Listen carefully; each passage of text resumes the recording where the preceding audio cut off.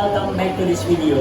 Kali ini kita akan membahas tentang materi yang berkaitan tentang audit internal. Mana materi ini berjudulkan tentang Good Corporate Governance. Nah, Good Corporate Governance ini akan membahas tentang tata kelola perusahaan, bagaimana perusahaan itu bisa sustainable atau bisa berkelanjutan.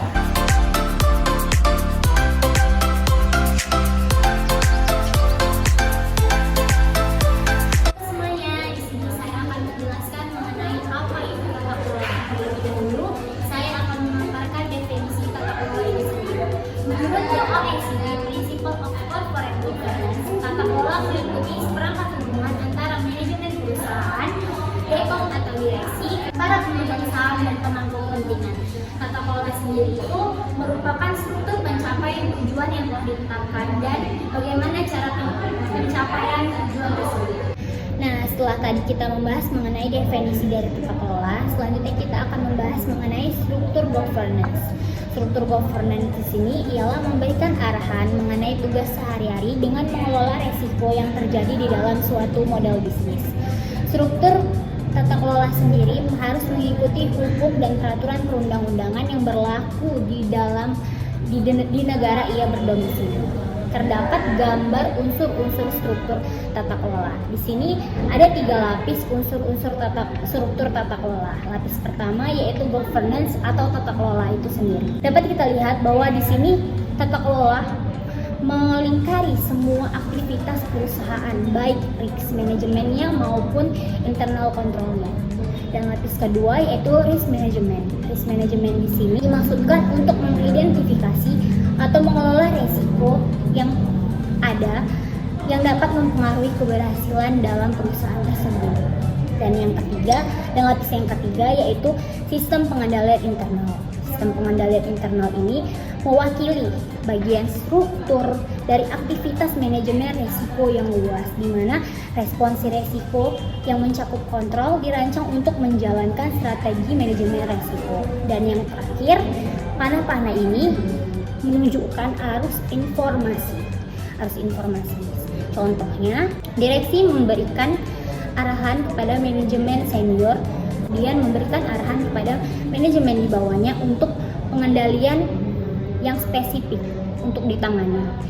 Nah, selanjutnya yaitu pemangku kepentingan. Pemangku kepentingan dapat mempengaruhi atau dipengaruhi oleh tindakan, tujuan, dan kebijakan organisasi. Tidak semua pemangku kepentingan mempunyai kedudukan yang sejajar.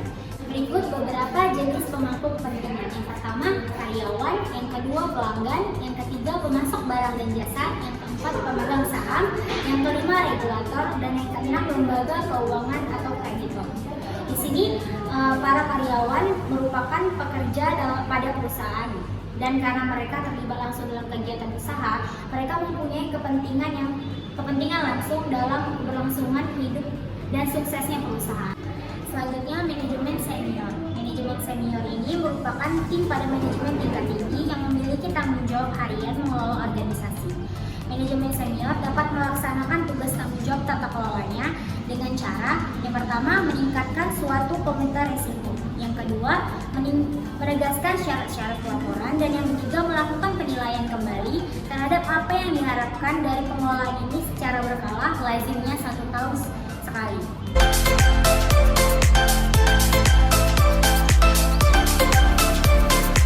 Oke, sekarang kita masuk ke bagian pemilik resiko.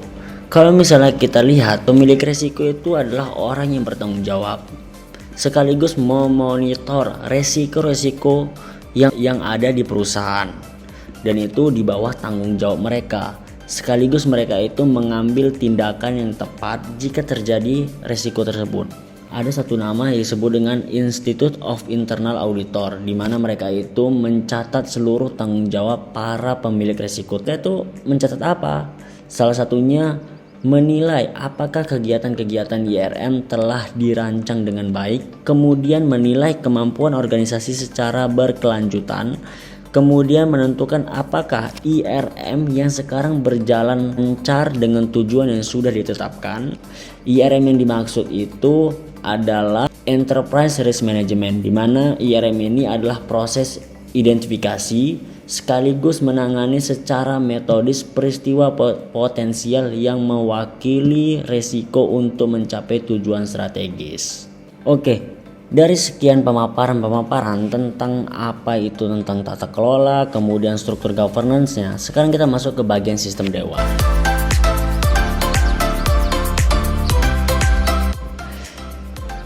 Seperti yang kita ketahui, pasti hampir seluruh negara di dunia ini pasti ada namanya sistem dewan.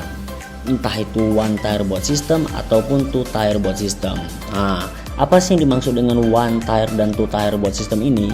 Kalau misalnya kita lihat di negara seperti Amerika, kemudian Inggris, mereka itu memiliki hanya sistem satu dewan atau disebut dengan one tier board system.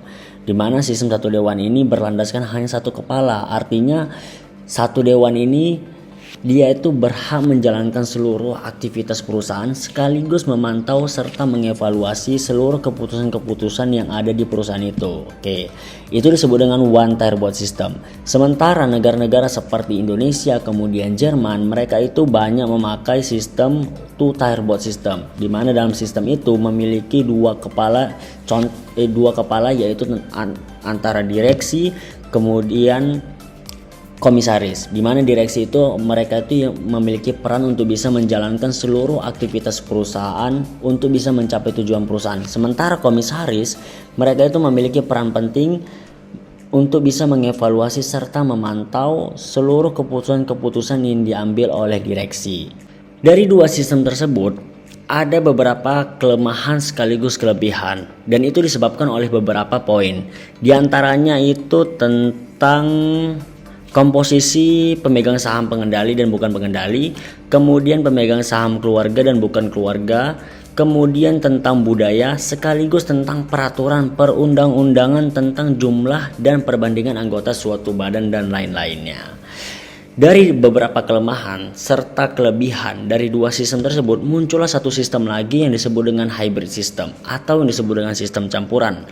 Di mana hybrid system ini sudah dipakai seperti contohnya di negara Jepang.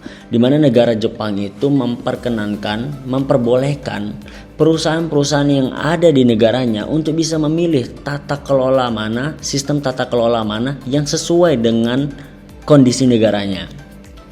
Baiklah, selanjutnya kita akan membahas mengenai bagian dari struktur tata kelola perusahaan. Ada apa aja sih dalam struktur tata kelola perusahaan? Yaitu ada direksi, ada dewan komisaris, ada sekretaris perusahaan, dan juga ada rapat umum perusahaan. Siapa sih mereka dan apa perannya dalam tata kelola perusahaan? Nah, itulah yang akan kita bahas di video kali ini. Pertama, Dewan Komisaris. Nah, menurut pasal 1 angka 6 Undang-Undang Nomor 40 Tahun 2007 tentang Perseroan Terbatas dikatakan bahwa Dewan Komisaris adalah bagian dari perseroan yang bertugas untuk mengawasi secara umum dan atau secara khusus sesuai dengan anggaran dasar serta memberikan nasihat kepada direksi. Jadi, Dewan Komisaris adalah bagian dari perseroan yang tugasnya itu mengawasi serta memberikan nasihat kepada direksi. Nah, menurut Pasal 1 angka 5 Undang-Undang Nomor 40 Tahun 2007 tentang Perseroan Terbatas dikatakan bahwa direksi adalah bagian dari perseroan yang berwenang dan bertanggung jawab penuh atas pengurusan perseroan demi kepentingan perseroan sesuai dengan maksud dan tujuan perseroan, serta mewakili perseroan baik di dalam maupun di luar pengadilan sesuai dengan anggaran dasar. Jadi, direksi adalah bagian dari perseroan yang memiliki wewenang dan tanggung jawab penuh atas pengurusan perseroan. Sekretaris perusahaan. Sekretaris perusahaan adalah bagian dari perseroan yang mendukung fungsi direksi. Nah, fungsi utama dari sekretaris perusahaan ini ialah terkait komunikasi. Sekretaris perusahaan inilah menjadi penghubung antara pihak internal juga pihak eksternal perusahaan. Kemudian penghubung untuk hubungan antara para investor serta membantu komunikasi antara kesekretariatan pimpinan perusahaan. Sekretaris perusahaan ini diangkat dan dibubarkan dengan keputusan para direksi. Yang terakhir, rapat umum pemegang saham.